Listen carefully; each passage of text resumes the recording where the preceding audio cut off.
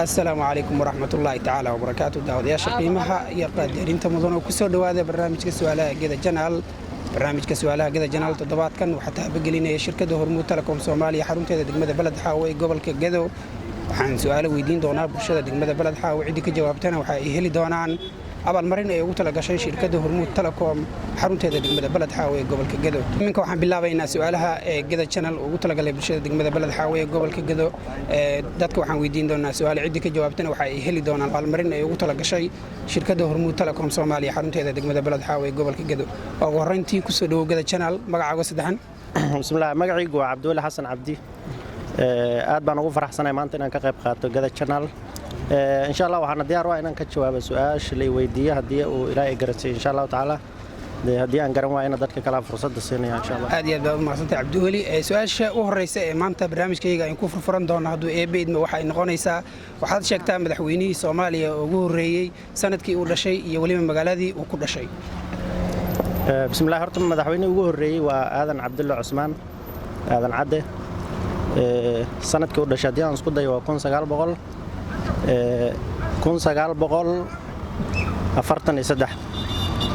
magaaladana waa Hobyo magaalada ku dhashay aad iyo aad baad u mahadsantahay baashaasi jawaab sax ah kama adan bixin Cabdiweli soo dhawaan kuleen waa mahadsantiin insha Allah taala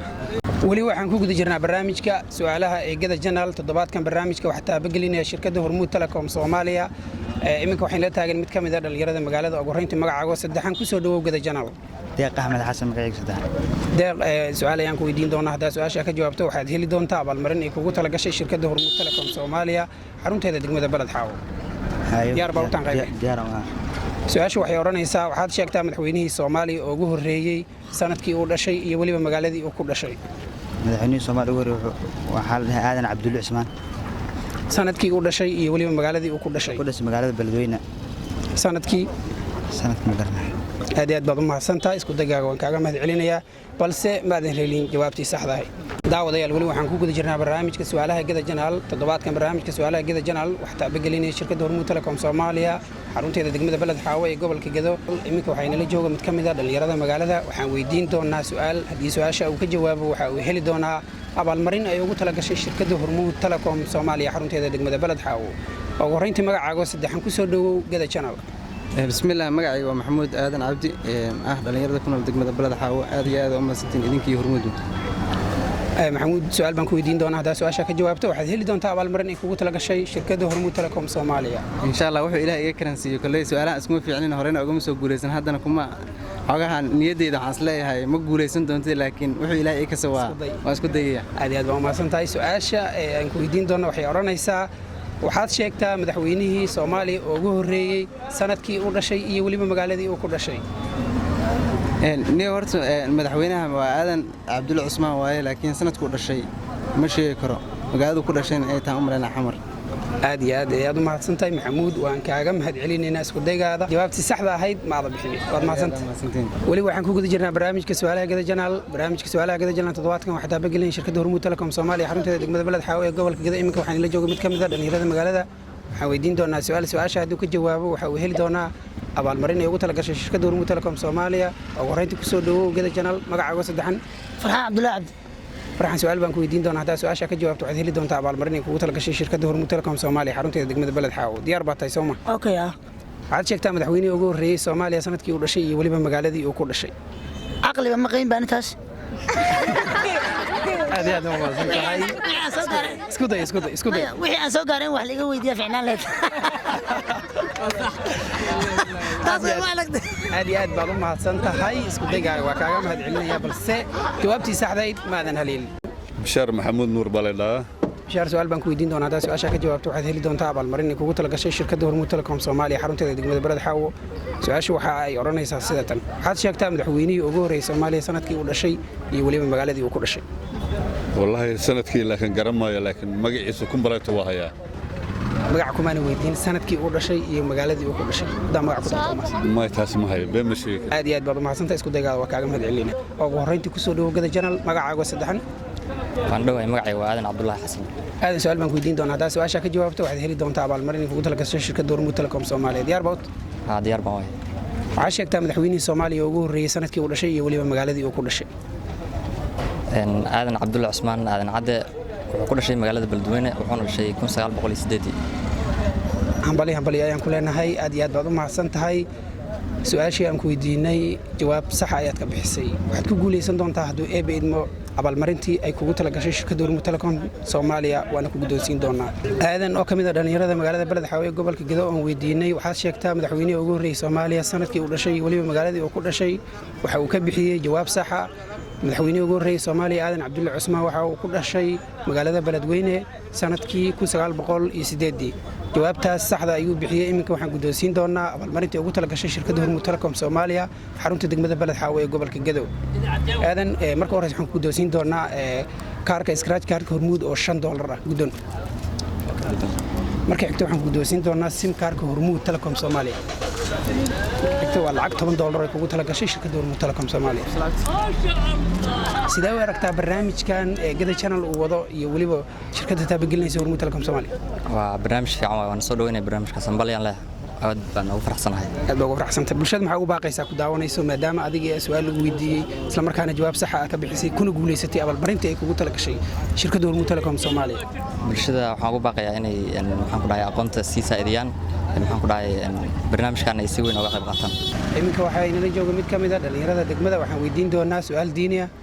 haddii su'aasha uu ka jawaabo waxa uu heli doonaa abaalmarin ay ugu talagashay shirkadda Hormuud Telecom Soomaaliya ugu horreyntii magacaaga saddexan ku soo dhaw Geda Channel magacaygu waa maxamuud cabdi cali maxamuud su'aal baan ku weydiinayna haddaa su'aasha ka jawaabto waxaad heli doontaa abaalmarin diyaar bawt diyaar waan haa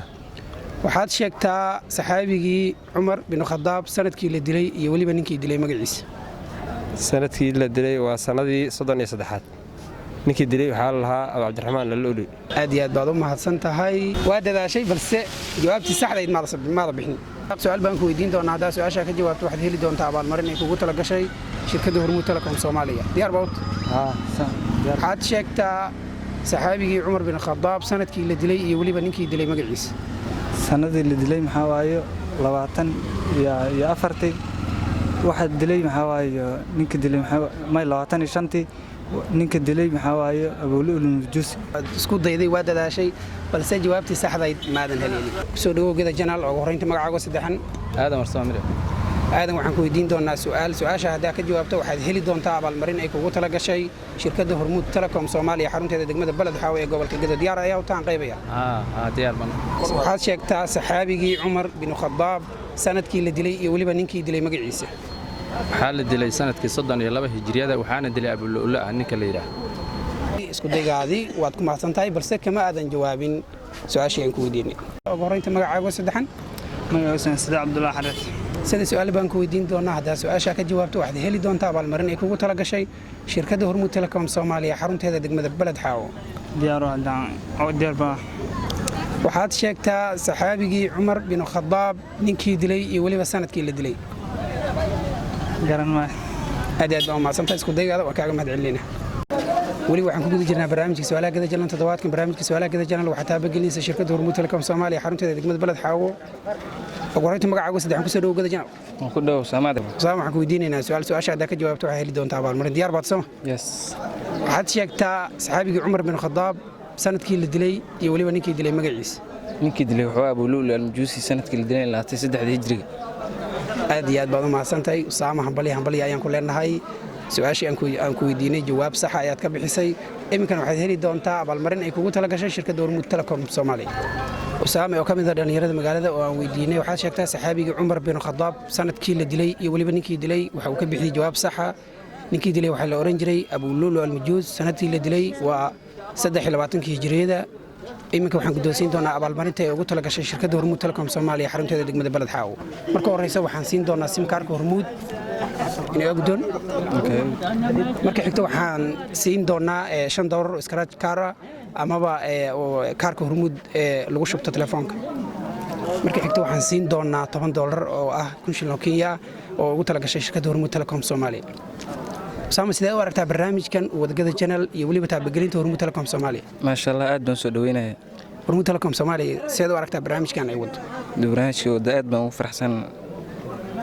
aad iyo aad baan u mahadsan tahay ku soo dhawow Geda Channel magacaaga saddexan bismillaah magacay waa Axmed Maxamed Buule axmed su-aal ayaan ku weydiin doonaa haddaa su-aasha ka jawaabto waxaad heli doontaa abaalmarin ay kugu tala gashay shirkadda hormuud telecom soomaaliya diyaar ayaa u taan qaybaya aad u weyn diyaarano waxaad sheegtaa magaca labaad ee loo yaqaano dalka Netherland iyo weliba caasimadda waddankaas maya warrayntii magacaaga saddexan ku soo dhawow gada janaal cabdullaahi cismaan aadan cabdullaahi cismaan su-aal baan ku weydiin doonaa su-aasha haddaa ka jawaabto waxaad heli doontaa abaalmarin ay kugu tala gashay shirkadda hormuud telecom soomaaliya diyaar baad u tahay aad iyo aad su-aashu waxay odhanaysaa waxaad sheegtaa waddanka Netherland magaca labaad ee loo yaqaano waddanka Netherland iyo weliba caasimadda waddankaas waddanka Netherland magaca loo yaqaano magaca labaad ee loo yaqaano iyo weliba caasimadda waddankaas